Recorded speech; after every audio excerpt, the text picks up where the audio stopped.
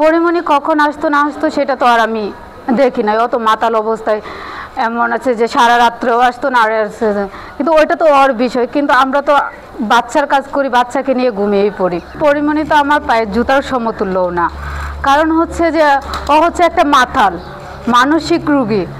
কারণ হচ্ছে যে ও কখন কাকে কি বলতে হয়, কখন কার সাথে কি আচরণ করতে হয় সে এটাই জানে না।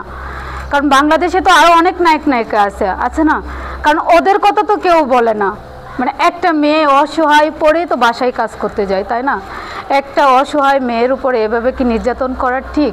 আমি চাই যে আমার ওইটা দেখে যেন হাজারো মানুষ বুঝতে পারে যে কোনো গৃহকর্মীর গায়ে যেন কেউ হাত না তুলে। আমি এর একটা সুষ্ঠু বিচার চাই।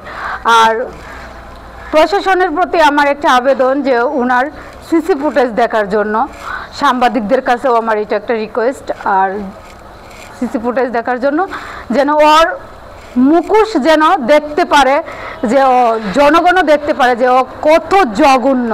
ও আমাকে যখন মারছে তখন আমার মনে হচ্ছে যে ও একটা মাতাল, একটা নর্মাল মানুষ কখনো এভাবে মারতে পারে না। পরিমণি তো বলছে যে আমার বাসায় 5 বছর 10 বছর করে কাজের বুয়ারা থাকে, এরকম আমার মনে হয় না যে পরিমণি এরকম প্রমাণ দিতে পারবে যে ওনার বাসায় 5 বছর 10 বছর করে লোক থাকছে।